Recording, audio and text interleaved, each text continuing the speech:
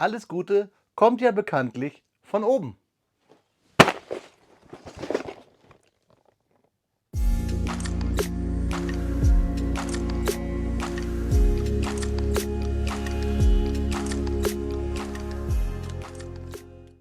Willkommen in der Noppenklötzchenscheune.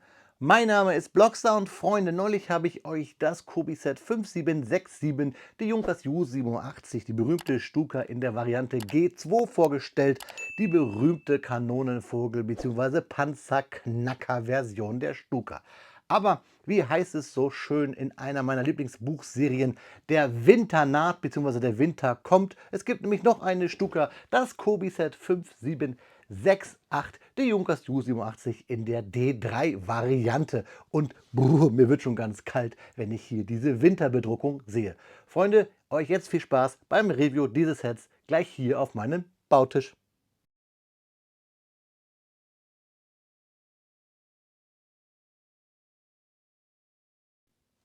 Ja, Freunde, da liegt unser Wintersturzkampfbomber, die Junkers Ju87 D3 im Maßstab 1:32 auf dem Bautisch, natürlich aus der Historical Collection World War II. Und wir sehen sofort, dass hier, was das Thema Drucke angeht, Kobi ganz groß aufgespielt hat, weil wir hier die graue Ursprungstarnung überall bei der Stuka sehen, durch das Weiß durchschimmern. Das sieht schon mal richtig cool aus. Und auch die bedruckte Kabinenhaube sieht klasse aus. Kobi hat sich nicht nehmen lassen, hier eine Focke-Wulf aus dem eigenen Sortiment nochmal mit zu verstecken. Macht Kobi ja ganz gerne. 9 Jahre plus ist die Altersempfehlung. Das Set kommt natürlich im Maßstab 1:32. Das ist super bei diesen Maschinen. Wir haben wieder einen Stand mit Noppen für beide Piloten. Die haben wir hier. Das ganze Flugzeug wird 41,5 cm lang und 35 cm hoch, wobei lang meine ich hier die Spannbreite und mit Höhe meine ich eigentlich die Länge. Wir haben ein Originalfoto, muss sogar sagen, dass das Flugzeug hier noch besser aussieht mit diesen Tupfen, Tarn und Fakten erwartet ihr dann gleich im Verlauf des Videos als Infokarte und natürlich gesprochen. Ich freue mich besonders auf die Sturzkampfbremsen. Freunde, so eine Stuka muss natürlich in den Himmel und wieder runter, deswegen schauen wir jetzt mal schnell in das Kartoninnere. Ja, Freunde, da liegen zwei Bauabschnittstüten unserer 5768 auf dem Bautisch.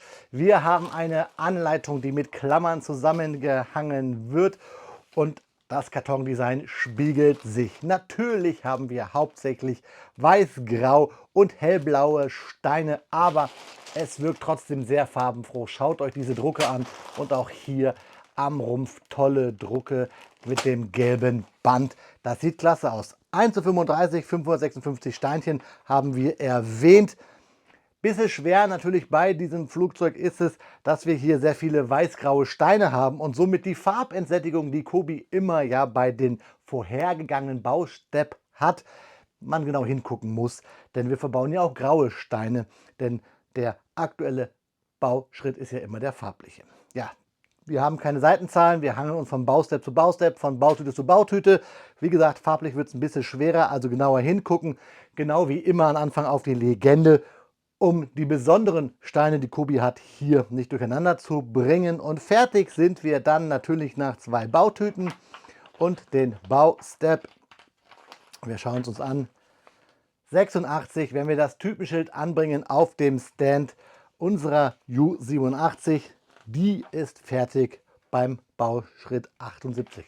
Auf den letzten Seiten traditionell die Steineübersicht mit den Nummern der Steine. Sollte euch ein Stein da fehlen, dann hier unten bei Kobi auf dem Service-Tag der Webseite monieren und eine kleine Zusammensteckhilfe für die Minifiguren und etwas Werbung.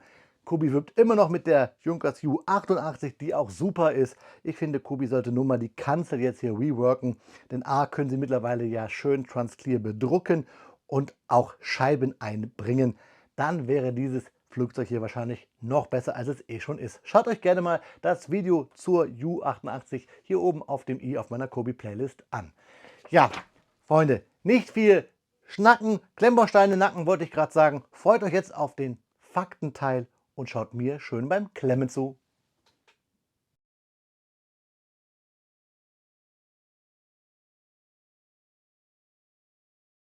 Speedbildzeit ist Faktenzeit und heute schauen wir uns ein Flugzeugkonzept an, das wie kaum ein anderes für den Luftkrieg des Zweiten Weltkriegs steht. Den Sturzkampfbomber. Genau gesagt natürlich auch die wohl bekannteste Maschine dieser Art, die Junkers Ju-87, besser bekannt als die Stuka. Passend dazu werfen wir heute einen Blick natürlich auf das Cobiset 5768 der Stuka Ju-87D3. Aber bevor wir uns natürlich später gleich die Klemmbaustein-Version anschauen, reden wir erst einmal darüber, warum dieses Flugzeug überhaupt entwickelt wurde, wie das Konzept funktionierte und warum es später praktisch komplett verschwand. Die Idee hinter dem Sturzkampfbomber war eigentlich ziemlich simpel. Man wollte Bomben viel präziser abwerfen als mit klassischen Bombern wie zum Beispiel im Ersten Weltkrieg. Während normale Bomber ihre Last aus großer Höhe in Horizontalflug abwarfen und dabei oft riesige Streuung hatten, sollte der Sturzkampfbomber direkt auf sein Ziel zufliegen, steil nach unten gehen und die Bombe erst kurz vor dem Ziel auslösen. Dadurch konnten Brücken, Bunker, Schiffe oder auch Panzer deutlich genauer getroffen werden. Die ersten Experimente mit solchen Angriffsmethoden gab es schon im Ersten Weltkrieg. Richtig populär wurde das Konzept aber erst in den 1930er Jahren. Besonders Deutschland setzte stark darauf. Die deutsche Militärführung entwickelte damals die sogenannten Blitzkrieg-Doktrinen, also schnelle, koordinierte Angriffe aus Luft und Boden. Verbundkampf. Genau hier sollte die Stuka perfekt hineinpassen. Die Flugzeuge sollten feindliche Verteidigungen punktgenau zerstören, bevor Panzer und Infanterie vorrückten. Das berühmteste Muster wurde dabei die Junkers Ju-87. Der Erstflug fand 1935 statt. Charakteristisch waren die umgekehrten Möwenflügel, das starre Fahrwerk und natürlich die berühmten Jericho-Trompeten. Diese Sirenen erzeugten beim Sturzflug ein extrem lautes Heulen. Der Effekt war psychologisch gewollt. Die Menschen am Boden sollten Angst bekommen und in Panik geraten. Militärisch brachte das zwar kaum Vorteile, aber für die Propaganda war es enorm wirkungsvoll. Die Ju-87 wurde erstmals im Spanischen Bürgerkrieg getestet. Richtig bekannt wurde sie aber erst zu Beginn des Zweiten Weltkriegs. Beim Überfall auf Polen 1939 und später in Frankreich 1940 galt die Stuka als Symbol des deutschen Blitzkriegs. Die Maschine konnte Artilleriestellungen, Brücken oder Fahrzeugkolonnen sehr präzise angreifen. Gerade gegen schlecht vorbereitete Gegner funktionierte das Konzept erschreckend gut. Allerdings hatte die Sache einen großen Haken. Ein Sturzkampfbomber musste relativ langsam sein und brauchte stabile Tragflächen für die extremen Belastungen beim Abfangen nach dem Sturzflug. Dadurch war die Ju-87 gegen moderne Jagdflugzeuge ziemlich verwundbar. Solange Deutschland die Luftherrschaft hatte, war das kein Problem. Doch spätestens während der Luftschlacht um England änderte sich das drastisch. Britische Jagdflugzeuge wie die Supermarine Spitfire oder die HK Hurricane schossen zahlreiche Stukas ab. Die Verluste waren so hoch, dass die Ju-87 dort teilweise zurückgezogen werden musste. Trotzdem verschwand die Stuka nicht sofort von dem Kriegsschauplatz. An der Ostfront wurde sie weitgehend intensiv eingesetzt. Dort entstand auch spezielle Varianten der Stuka Ju-87, nämlich zum Beispiel die G-Versionen mit ihren beiden 37 mm Kanonen unter den Flügeln. Diese Version wurde als Panzerjäger genutzt. Besonders bekannt wurde dabei Hans-Ulrich Rudel, der mit der Stuka hunderte sowjetische Fahrzeuge angegriffen haben soll. Historisch ist Rudel allerdings auch eine sehr kontroverse Persönlichkeit wegen seiner späteren politischen Haltung nach dem Krieg, zum Krieg und zu der Zeit. Ich habe euch hierzu ein Video gemacht, speziell zum Thema Hans-Ulrich Rudel, nämlich bei der Schwesterversion der 5767 der Junkers Ju-87G mit den Kanonen. Deutschland war aber nicht das einzige Land mit Sturzkampfbombern. Die USA entwickelten zum Beispiel die Douglas SBD Dauntless. Dieses Flugzeug spielte im Pazifikkrieg eine entscheidende Rolle, besonders bei der Schlacht um Midway 1942. Dort versenkten amerikanische Sturzkampfbomber mehrere japanische Flugzeugträger und beeinflussten damit den gesamten Kriegsverlauf nachhaltig. Auch Japan setzte auf dieses Konzept.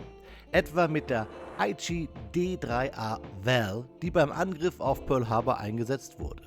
Die Sowjetunion nutzte wiederum die Pediatkov PE-2 die zwar eher ein schneller Bomber war, aber ebenfalls Sturzangriffe durchführen konnte. Auch in Deutschland wurden eigentlich normale Bomber mit Sturzkampffähigkeiten ausgerüstet. Mit fortschreitender Technik verlor das Konzept jedoch zunehmend an Bedeutung. Modernere Jagdbomber wurden schneller, flexibler und konnten mit verbesserten Zielsystemen ebenfalls präzise Bombenangriffe durchführen, ohne sich in einen gefährlichen Sturzflug begeben zu müssen. Außerdem verbesserten sich Flugabwehr und Jagdflugzeuge immer weiter. Ein langsamer Sturzkampfbomber hatte gegen moderne Gegner kaum noch Überlebenschancen. Nach dem Zweiten Weltkrieg verschwand der klassische Sturzkampfbomber deshalb fast vollständig. Trotzdem lebt die Idee der präzisen Luftnahunterstützung bis heute weiter. Nur eben mit moderner Technik, Raketen und computergesteuerten Präzisionswaffen statt Sirenen und Sturzflug. Weltberühmt ist die Warthog oder ganz modern werden Drohnen für solche Techniken eingesetzt. Und genau deshalb ist die Ju-87 aber bis heute eines der bekanntesten Flugzeuge des Zweiten Weltkriegs. Nicht unbedingt wegen ihrer technischen Überlegenheit, ganz im Gegenteil, sondern weil sie wie kaum eine andere Maschine für den frühen Blitzkrieg und die Luftkriegsführung dieser Zeit steht. Und genau dieses ikonische Flugzeug hat Kobi mit dem Set 5768 hier uns in der Wintertarnung bereitgestellt. Und genau das schauen wir uns jetzt an, liebe Freunde.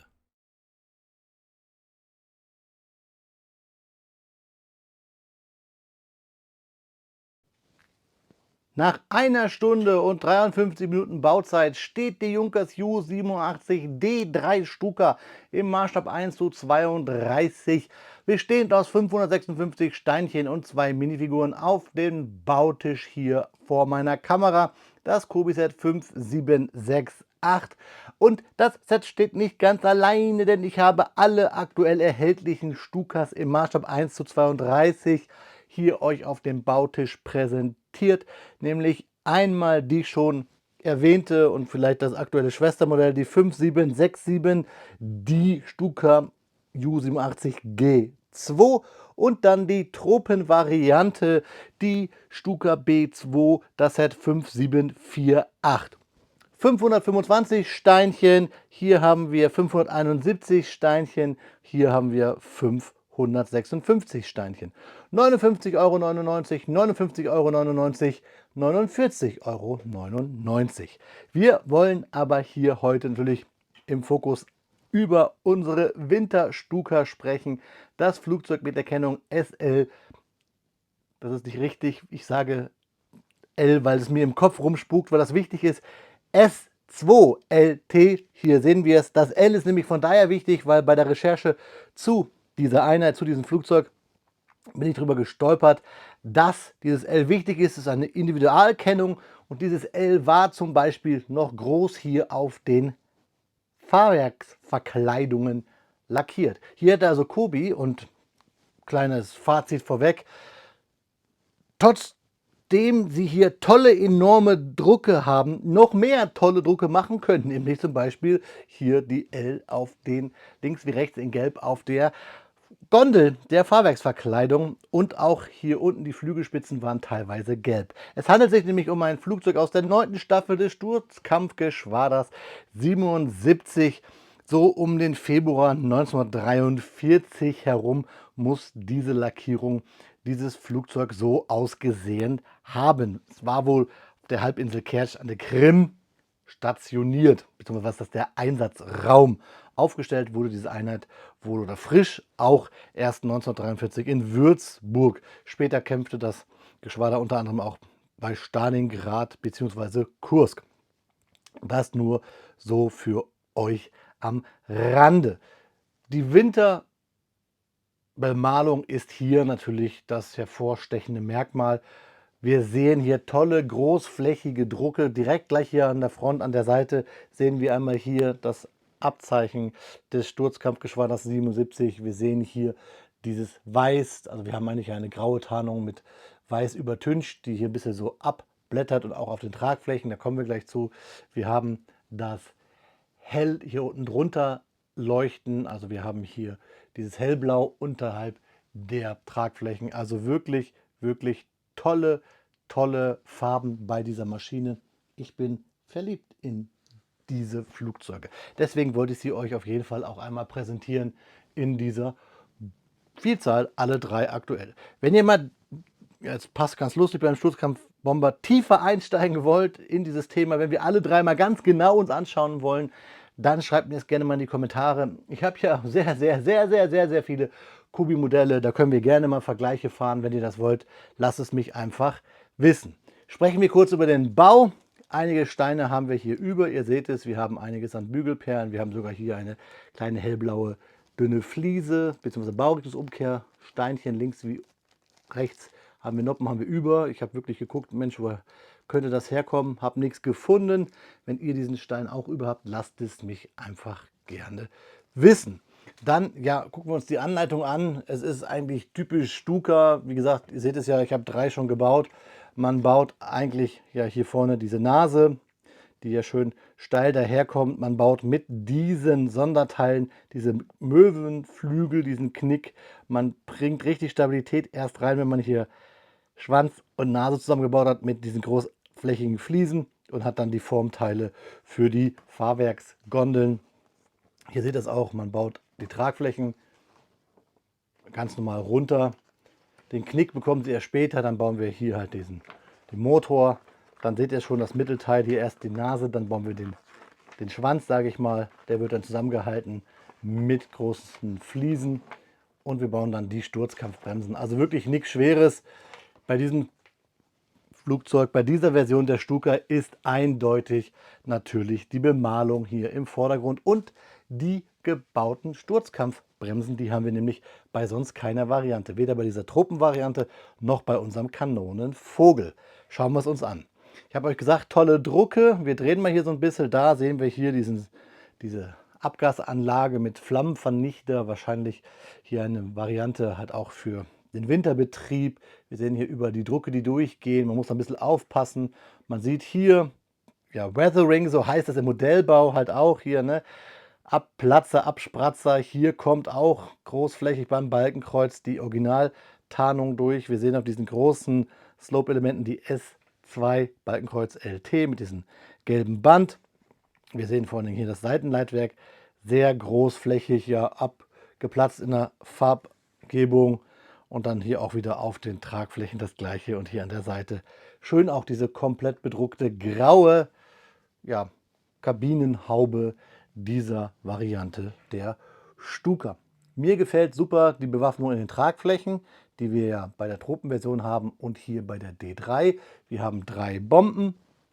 Hier vorne fehlt eigentlich dieser Abwurf-Sturzkampfmechanismus, den fände ich cooler, wenn wir das mal kriegen würden. Ich habe das mal beim großen Revell-Modell in 1:32 auch gesehen, weil diese Bombe ja mit so einem Gestänge nach vorne ausgeklinkt wird. Hier haben wir aber unter den Tragflächen, und ich nehme es mal ab, bevor wir uns die Figuren angucken. Na, da ist diese Boing. Na, ihr seht, so stabil ist die Stuka gar nicht. Es ist auch wirklich so ein Punkt. Krass, das ist mir so noch nie passiert. Hahaha, das sagen alle Männer immer. Nein, aber es ist wirklich so, wie ich euch ja gerade schon gesagt habe. Es ist wichtig zu wissen, dass die Stabilität eigentlich hier in der Mitte liegt, beziehungsweise durch dieses Zusammenhalten hier von Nase und Schwanzsektion. So, und ich drücke es nochmal richtig zusammen. Und dann sollte es eigentlich halten. So, da haben wir das, was ich meine. Von unten wollte ich es euch ja eigentlich zeigen. Hier die Bauweise mit diesen Anhängerkupplungen, damit man diesen Möwenknick in den Flügeln hinbekommt. Und hier diese Sturzkampfbremse, damit man halt hier wirklich langsam genug kontrolliert in den Sturzkampf geht, Luftwiderstand erzeugt, damit man genau aufs Visier, also Ziel visieren kann. Und dann werden sie wieder eingeklappt und man hat einen Automatismus ja sogar in der Ju-87 gehabt, die automatisch den Sturzflug abfängt, weil wir ja hier besondere G-Kräfte auf den Piloten wirken haben. So, können wir mal gucken, dieses typische T-Leitwerk hinten sehr kantig, die Verstrebung. Wir sehen hier das ganze hellblau, die Bomben links wie rechts. Ich habe euch gesagt, eigentlich in dieser Variante mit der S2 LT wären eigentlich die Flügelspitzen in einer Variante gelb gewesen. Das hätte ich mir ja sehr gewünscht, wenn das bei Kobi gewesen wäre noch hier. Ich finde es echt krass, dass es gar nicht so gut hält. Ist mir vorher beim Bau gar nicht aufgefallen. Da haben wir die beiden Sitze für den Rear Gunner, also für die Rückwärtsverteidigung. und für den Piloten hier vorne das typische Kobi-Formteil für Zielvisier. Ihr könnt das hier wieder ganz normal reinklemmen. Bisschen Spannung haben wir hier schon, weil ich ja euch gesagt habe, dass wir hier mit diesen beiden Teilen eigentlich das Flugzeug zusammenhalten. Und ihr seht ein Gap und ja, es hält bei mir jetzt wirklich nicht so gut. Keine Ahnung warum. Bei den anderen beiden Versionen hält es wirklich gut. Naja, gut, ist mir wie gesagt vorher nicht aufgefallen, deswegen zeige ich es euch ja. Highlight, ich habe es euch gesagt, ist hier für mich diese Sektion, hatten wir von Kobi so noch nicht. Ihr seht es ja selber bei den Tragflächen, bei den anderen beiden Maschinen. Dann hier Abgasrohr, was wir so nicht gebaut haben. Und ich bleibe dabei, natürlich hier die Bemalung. Flügelspitzen und wie gesagt, ganz wichtig, ohne das hätten wir gar nicht hier diese Möwenform. Schauen wir uns den Stand an, den kennen wir schon eigentlich, der ist Standard. Wichtig aber, dass wir hier Steine haben für die Minifiguren. Die schauen wir uns an.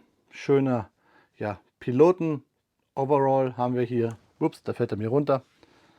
Der Pilot wollte also eigentlich hier einen Sturzkampf machen. Wir wissen, dass das der Pilot ist, denke ich mal, weil wir hier 3 Wings haben, 3 Schwingen auf seinen Ärmeln bzw. auf seiner Schulter. Hier, da. Zipper, das Zeichen der Luftwaffe, blaue Hose, braune Handschuhe und diesen Pelz in dieser oliv-grau-grünen Fliegerpilotenmontur. Spiegelt sich wieder eigentlich fast gleich bei der anderen Figur, außer dass wir da keine Flügel auf den Schultern haben und ein anderes Gesicht. Sonst ist der Torso eigentlich gleich. Und während ich das so sage, kann es auch gut sein, dass das der Pilot ist und dieser Herr hier mit den 3 Schwingen ist vielleicht der Bordschütze, der 3 Flugzeuge abgeschossen hat in seiner Funktion als Bordschütze. Das kann sein. Schreibt mir eure Meinung dazu gerne mal oder eure Erfahrung in die Kommentare. Dann den Stand, der sehr gut hält und das Typenschild, typisch Kobi, schön bedruckt. Gefällt mir die D3. Hält auch stabiler hier auf diesem Stand als zum Beispiel nicht diese Version, sondern die B2-Version. Die seht ihr schon, hängt so schief bei mir auf meinem Stand. So, jetzt hält sie auch wieder. Ich packe sie hier an, stecke sie hier rein. Natürlich haben wir hier noch mehr solcher Knickelemente und hier diese gebauten, ich habe es euch gesagt, 5 Steine pro Seite, die wir hinbekommen, damit wir diesen Knick haben, der typisch Stuka ist. Und ihr seht, auf dem Stand hält es eigentlich ganz gut. Wackelig schon. Die sind halt eigentlich, muss man wirklich sagen, eigentlich zu unterdimensioniert für diese schweren Maschinen. Da haben wir alle 3. Ich halte jetzt noch mal ganz kurz die Kanonenvogel-Version hier euch ins Bild, damit wir mal kurz einen kleinen Vergleich haben. Dafür muss ich einmal hier unsere D3 nach hinten schieben. Hier haben wir den Kanonenvogel. Dann sehen wir auch den Unterschied.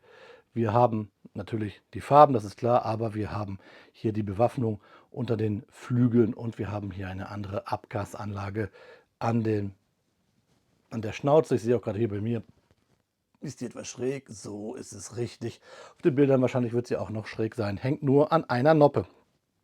Hier nicht so viele Drucke, aber natürlich als Highlight die beiden Kanonengondeln und dann gehört soweit natürlich noch dazu, dass wir auch noch mal unsere Truppenvariante hier nach vorne schieben.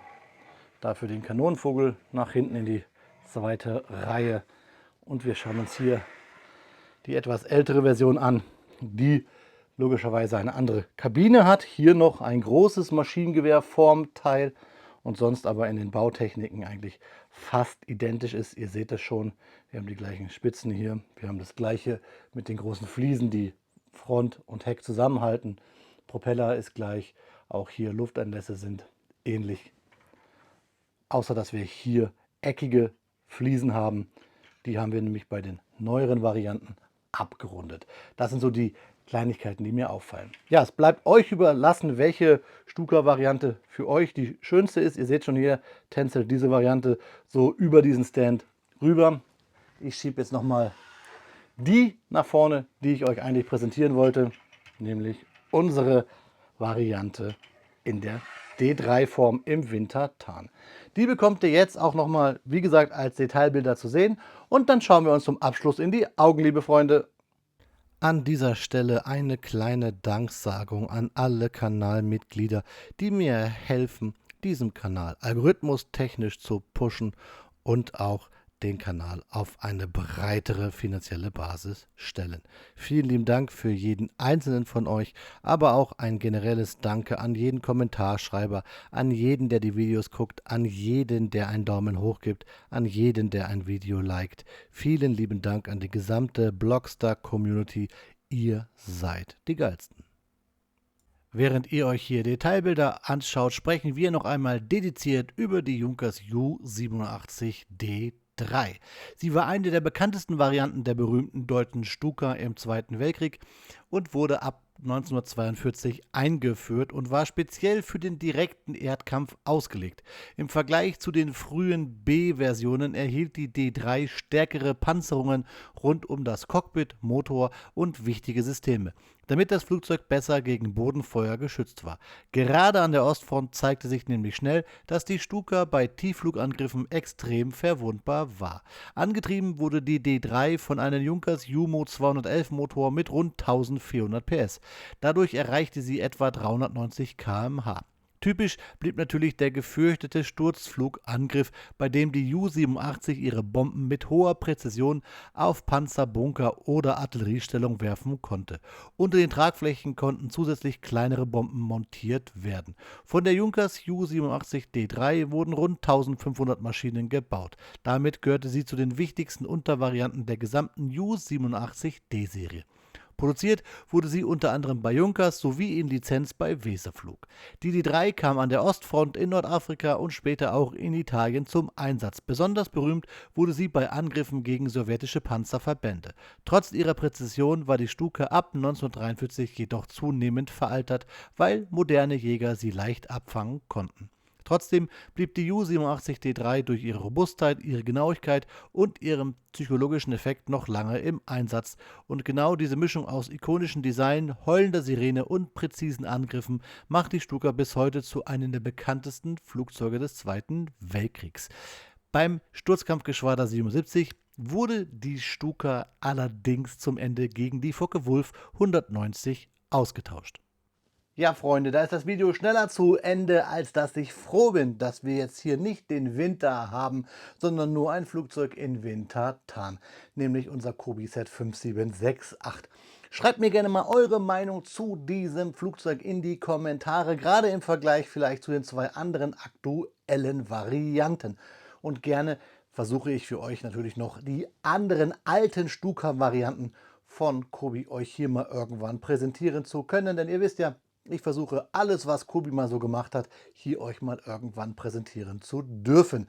Ist ein Heidenaufwand, kostet Geld. Seht nach, wenn ich das ein oder andere Themengebiet noch nicht angeschnitten habe und wir uns hier fast immer nur in den aktuellen Bereichen tummeln. Liegt aber auch daran, dass die aktuellen Sets meistens immer besser geklickt werden. Trotzdem möchte ich euch die alten Sachen auch vorstellen. Ich habe gerade angefangen, ein paar Action Town Sachen per Short an euch auszuspielen. Ich bin sehr zufrieden mit diesem Modell. Es steht besser auf dem Stand. Ich mag die Drucke, auch wenn das gar nicht so richtig auffällt, weil wir ja hier hauptsächlich dieses Weiß-Grau an dieser Stuka haben. Und ich würde mich freuen, wenn Kobi nochmal eine Stuka macht. Vielleicht hier dieses Graffiti. Ja, Graffiti ist das Falsche, aber dieses wirklich mit der Sprühpistole angebrachte Tarnschema aus dem Tropenbereich oder in den Winterregionen hier nochmal auf den Markt zu bringen. Oder vielleicht, Kobi, mal eine Stuka gar nicht der deutschen Luftwaffe. Das wäre doch was. Drucken könnt ihr ja, drucken seid ihr fast Weltmeister. Lasst mich eure Meinung gerne wissen. Ich habe, glaube ich, alles gesagt zu diesem Vogel. Ich wünsche euch einen guten Flug. Auf Wiederbauen, euer Freund, der Blockstar.